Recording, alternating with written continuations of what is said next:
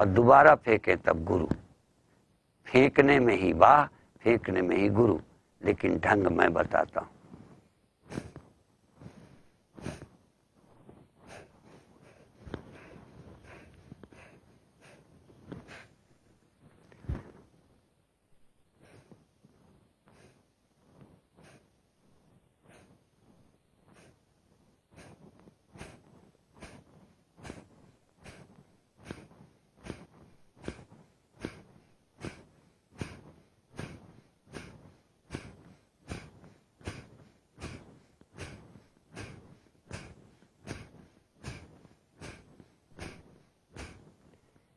एक जैसी श्वास फेंकने में आपको शायद भ्रम हो कि मैं एक ही चीज कह रहा हूं। एक बार फेंकने पर वाहे कहता हूं, दूसरी बार फेंकने पर गुरु कहता हूं। वाहे गुरु, वाहे गुरु।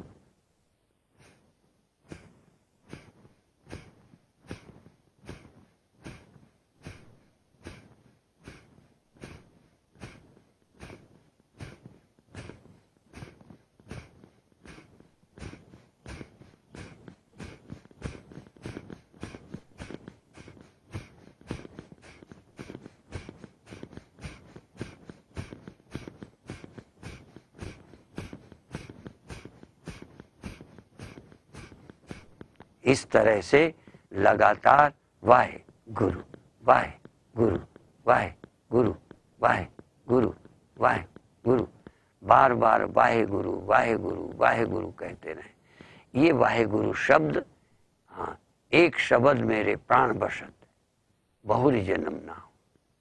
ये बार बार कि मेरा जन्म ना हो, एक शब्द को मन में बसा लो। तो वाहे गुरु, वाहे गुरु, वाहे गुरु, वाहे गुरु, ऐसे करते करते ये शब्द आपके मन में बस जाएगा। फिर धीरे धीरे क्या करना है, थोड़ी देर के लिए 1-2 सेकंड को श्वास नहीं लेना, रुक जाना। फिर भी वाहे गुरु मन के अंदर चले। यद्यपि जब श्वास के द्वारा सेट हो जाएगा वाहे गुरु, तो श्वास बंद करते आपको अड़चन आएगी, पर थोड़ा सावधानी बरतें। तब संकल्प से वाहे गुरु, वाहे गुरु, वाहे गुरु, वाहे गुरु, ऐसे मन से बोलते रहें, श्वास थोड़ी देर रोके रहें। फिर इसके बाद तीसरा नंबर, फिर श्वास को छुट्टी कर दें। अब वो जल्दी झटके से नहीं लें, फिर धीरे धीरे श्वास आए तो एक बार की श्वास आने में वाहे गुरु, वाहे गुरु, वाहे गुरु, वाहे गुरु, श्वास लेते में और श्वास छोड़ते में वाहे गुरु, वाहे गुरु, वाहे गुरु। क्यों? श्वास जल्दी जल्दी नहीं लेना शुरू में आवश्यक है, पर सदा नहीं। श्वास जितनी धीमी ली जाए उतना ही आयु के लिए, स्वास्थ्य के लिए, ध्यान के लिए अच्छी है। तो बाद में क्या करना है, बहुत धीमी श्वास, मैं उंगली से बताऊंगा जैसे वाहे गुरु कह रहा हूं, लेकिन श्वास से।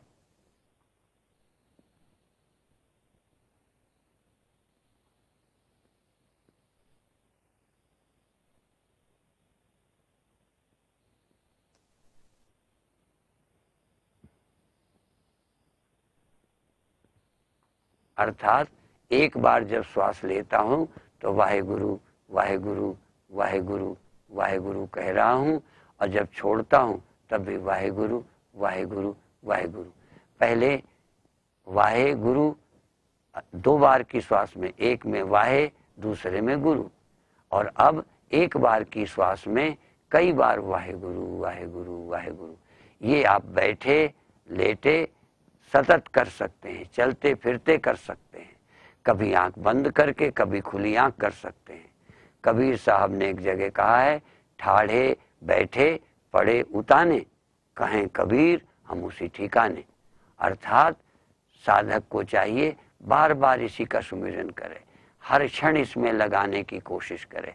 जब सिद्धावस्था आ जाए तब जब चाहे करे, जब चाहे ना करे, पर अभी न चाहने पर भी करना चाहिए। मन न करे तब भी करना चाहिए, दिल न लगे तब भी लगाना चाहिए। जब ये प्रैक्टिस हो जाएगी, आसान हो जाएगा, सहज होगा, तो चलता भी रहेगा। फिर ये अजपा जाप की तरह चलने लगेगा, बिना किए चलने लगेगा। पर फिर भी जब कभी मन में कोई विकार आए, चिंता आए, तब सुमिरन में जरूर लगना चाहिए। जैसे तैरना सीख लिया, अब जमीन में नहीं तैरना, जब कभी पानी में जाएंगे तो तैरेंगे। इसी तरह से संसार समस्याएं हैं, संसार भवसागर है, इससे हमें पार होना है। तो जब संसार हमारे ख्याल में आए, बंधन आए, तब अपनी चैतन्य का सुमिरन करो। और अंतिम विधि अंत की क्या है, जो विधि नहीं है, अपने चेतन को देह में, मन में अकेले मत देखो। जैसे घड़े के भीतर ही खालीपन नहीं होता, घड़े के बाहर भी अवकाश खालीपन है। पहले घड़े के भीतर आकाश अपने को अनुभव करता है, अब आकाश बाहर भी अनुभव करता है। तो आप अपने ध्यान को शरीर के बाहर चारों तरफ अनुभव करो।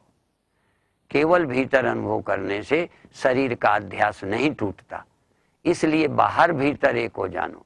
बाहर भी अपनी चैतन्यता का स्मरण करो कि मैं चारों तरफ के खालीपन का भी अनुभव कर रहा हूँ। और इतना ज्यादा ध्यान दो बाहर के खालीपन का कि खालीपन ही खालीपन मालूम पड़े। और कुछ देर के बाद भीतर बाहर खालीपन अनुभव करे, और कुछ देर के बाद शरीर ही गायब हो जाए, संसार ही गायब हो जाए, आकाश ही आकाश रह जाए। इस तरह निरंकार निराकार पहले आकाश का स्मरण करो, तब चैतन्य स्वयं ही निरंकार निराकार हो जाएगा और आत्मा राम हो जाएगा। इस तरह इस आत्मा का विचार करते करते हम परम शांति को प्राप्त हो सकते हैं।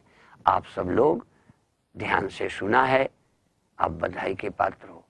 यद्यपि ये न गुरुओं पर आप उपकार कर रहे हैं, न हम लोगों का कोई वो कर रहे हैं, ये अपने ही भले के लिए कर रहे हैं। ये सोचकर इसमें ईमानदारी बरतो। जैसे अपने रोग के लिए दवा खाने में ईमानदारी बरतना चाहिए, लापरवाही नहीं। ऐसे अपनी जिंदगी को दुख से, चिंताओं से मुक्त करने के लिए, दिखावे के लिए ध्यान मत करना, दिखाने के लिए पाठ मत करना, दिखाने के लिए कुछ मत करो, अपने कल्याण के लिए करो। यदि ये सच्चा संकल्प आपका अपने अंदर आ जाएगा तो इससे आपका जीवन धन्य हो जाएगा। इतना ही कहते हुए समाप्त करते हैं। अब फतेह बुलाओ। वाहिगुरु जी का खालसा, वाहिगुरु जी की फतेह।